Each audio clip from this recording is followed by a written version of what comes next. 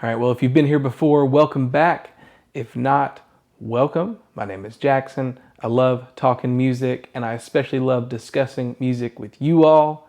And today we are discussing another batch of new albums that I listened to last week.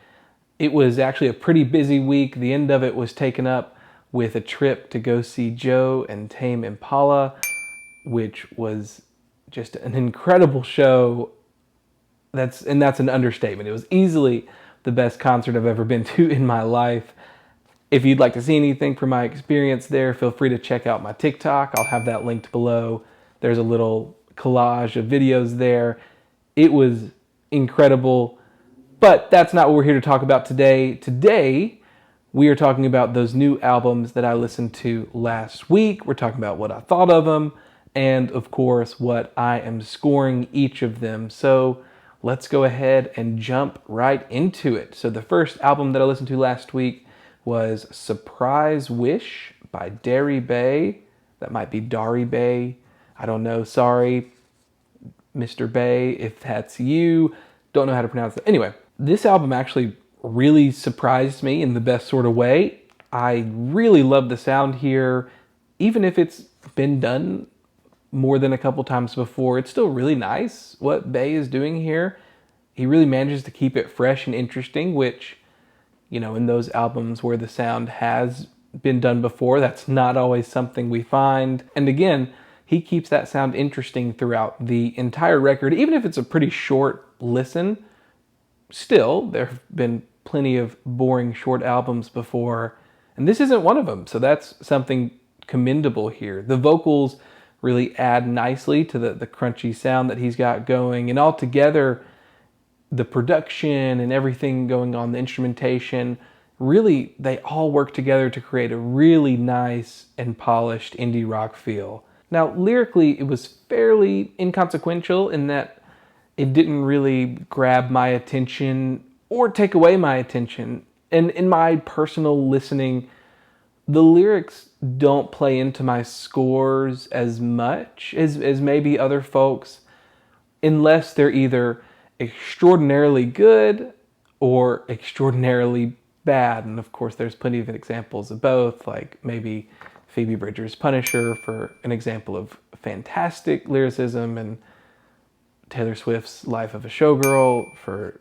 lyrics that completely took me out of it. So unless you're one of those two extremes, the lyrics don't play much into the score for me. Unless also it's maybe a very lyrically centric album. Singer-songwriter albums, for example, lyrics play more into those scores. But in an average album, the lyrics just don't play much into my score unless they're horrible or amazing. So in this case, they don't really play into the score at all. And that's not a bad thing here for the artist. The lyrics just we're fine. They did their job, right? And I feel like that's all they were there to do. I don't think they were there to try and blow our socks off or make some profound statements. And maybe I'm wrong, and you could correct me if you think I'm wrong, but I think they were just there to be lyrics. They did their job. But altogether, I'm very surprised at how much I like this listen. If you're into that sort of indie rock, a little crunchy, modern, almost not lo-fi, but it's got that kind of feel to it. If you're into that sort of feel, this would absolutely be an album for you. And I ended up scoring this album an 8 out of 10, which is really fantastic. So really blown away by this record. And also, it was very short, concise, it was tight. Really, really good listen. The next album I listened to last week was Devotion, and the deluxe version specifically, by Sunday 1994. Now, this was actually my introduction to the band. I'd never heard of them until I got a TikTok recommendation for them. So this was my intro to the band. It was their newest release. I figured I'd give it a listen. It is a deluxe album with some tracks that I believe came out last year, but regardless, I figured it would be worth a listen given what the person on TikTok had said. And it was all right. I think my expectations were a little high given the praise that the recommender was giving here.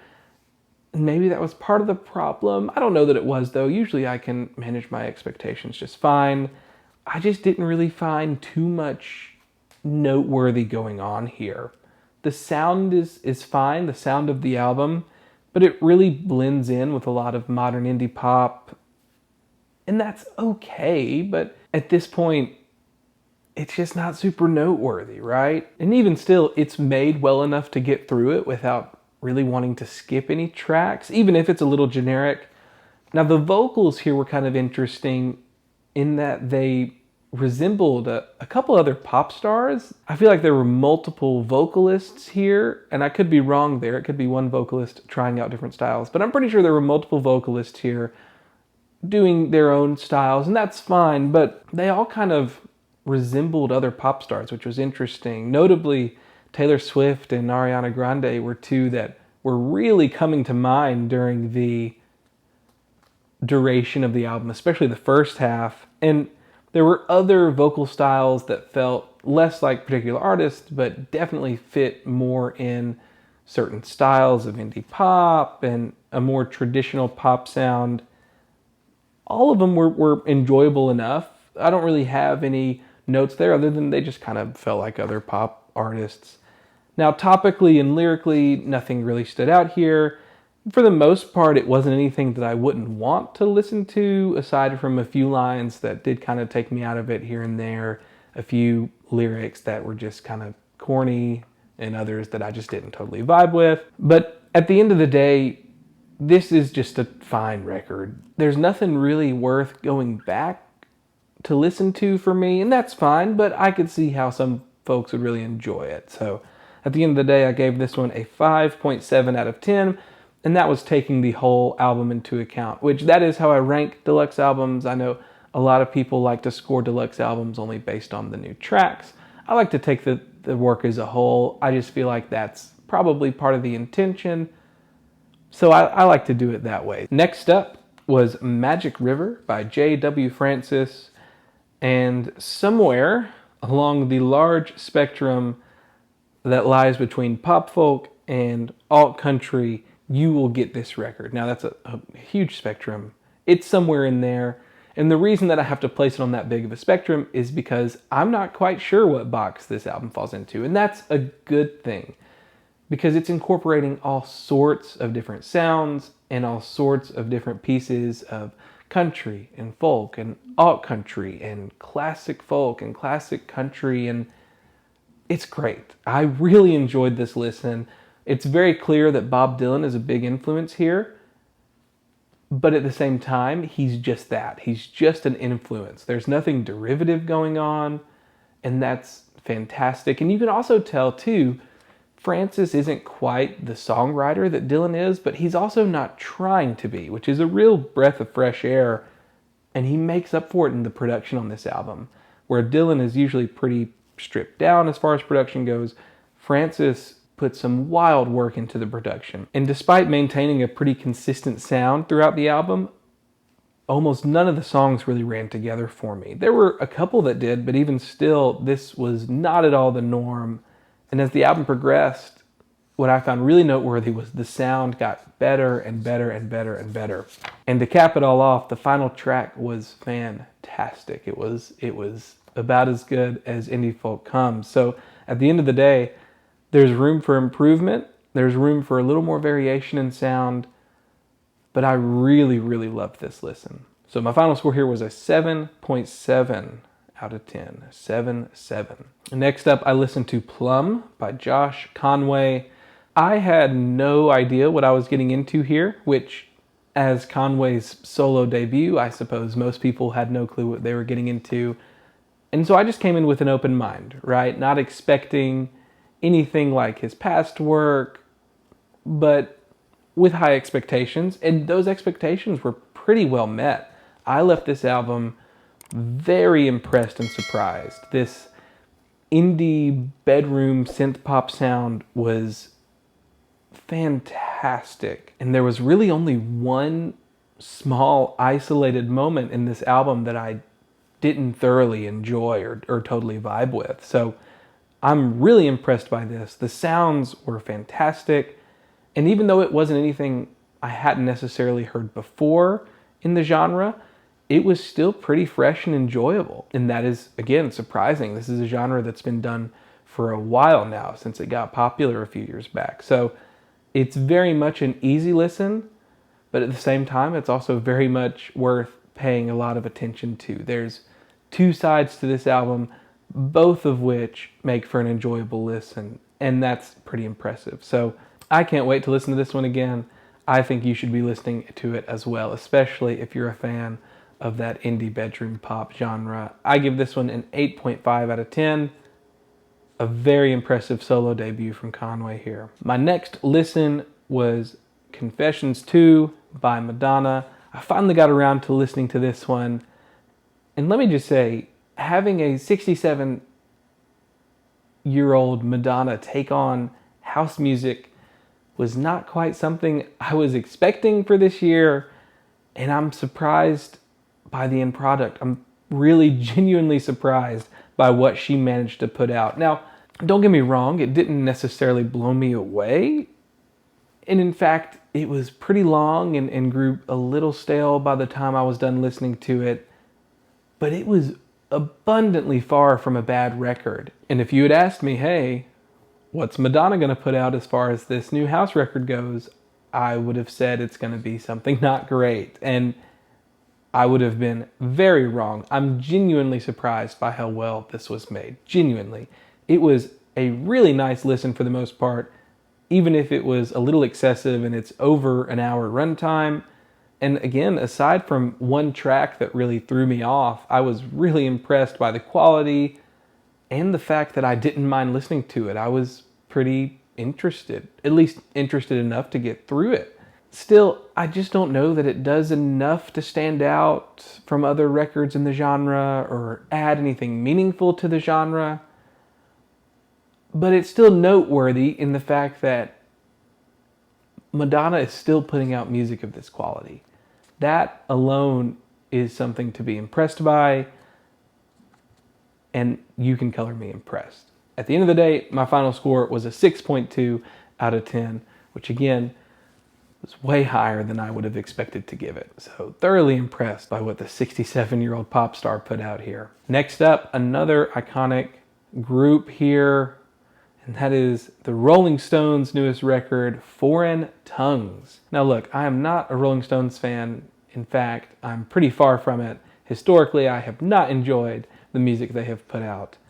However, I am genuinely surprised by what these ancient rock stars managed to pull off with yet another hour-long record here. And as the band has kind of moved into their golden years, I had really low expectations for what they would put out here, but it blew my expectations completely out of the water. The rock sound on the very least the first half of the album is very surprisingly pure. It was really well produced, and I really think that the band managed to capture exactly what made classic rock so special and so innovative all those years ago. Now, in that stretch of the listen, there were still, of course, choices made that I didn't totally appreciate. Like vocally, there were some really strange decisions being made, which, of course, there were. We've got Mick Jagger at the helm here.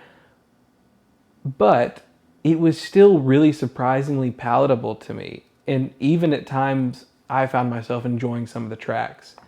Can't really say the same for the last stretch of the record, like the last 20-ish minutes or so.